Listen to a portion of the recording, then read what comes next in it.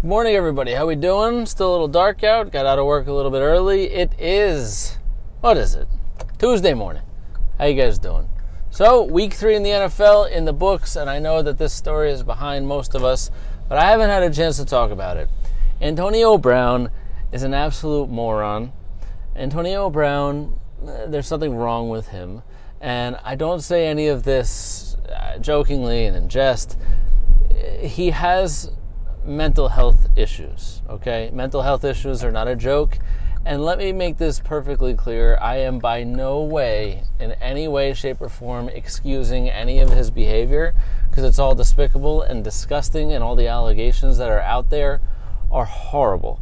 So for whatever it is that is 100% true that he did, and none of his actions and behavior looks promising, it's all heading in the wrong direction. None of this is an excuse for his behavior. I think he's a despicable human being, and I think that he should never be allowed to play professional sports ever again. That being said, this guy is an idiot. So you go from being on the Steelers, being regarded as the best receiver in the league for multiple years. You get one contract, and you're not happy. All right, you're not happy. Maybe it's because Juju Smith-Schuster is emerged as the top guy in the team at some point last year, and you just can't handle sharing the spotlight, so you lose your mind. You don't show up to practice, you miss week 17, blah, blah, blah, blah, blah. So you get your wish, they trade you, but they don't trade you to where you want to go. First you say, I want to go to the Patriots, they won't trade you there. It's their competition. It's another AFC team that's normally the major competition in the AFC. Why are we going to trade you there? So they tried to trade you to the Bills. Not really competition. Yes, in the AFC, but not really a Super Bowl competitor. Not yet. And he's like, nah, you can send me there, but I'm not signing nothing. So the Bills are like, well, if this guy's going to come here, we're going to give up draft picks, and he's not going to sign here, and we don't want him.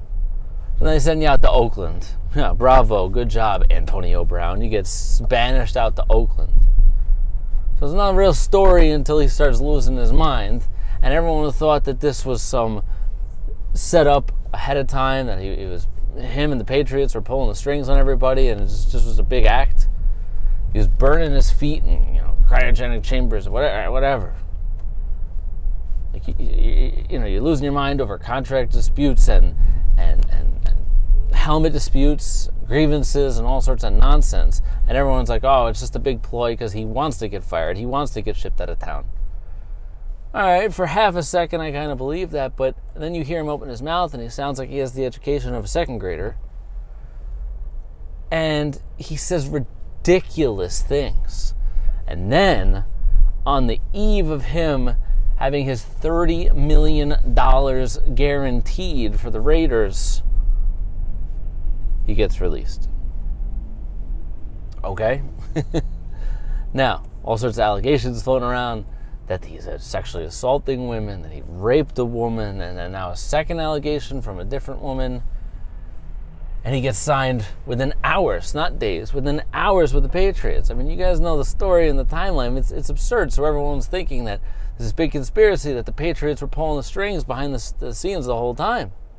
And then if he acts like a choir boy, that clearly this was just his ploy to get out of town. Clearly, that's not what happened.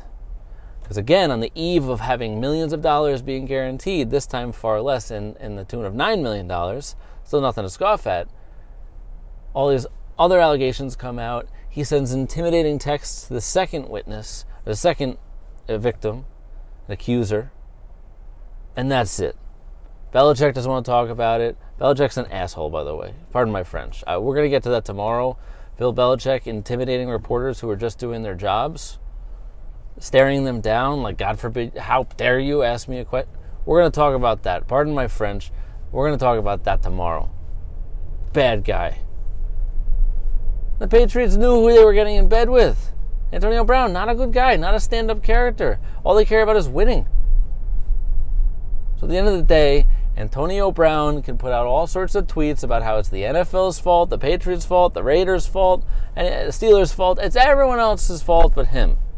Right? That's the first sign of someone has a problem, that they can't admit something. They can't come to the truth They can't just say, point the finger at themselves and look in the mirror, and they are in complete denial.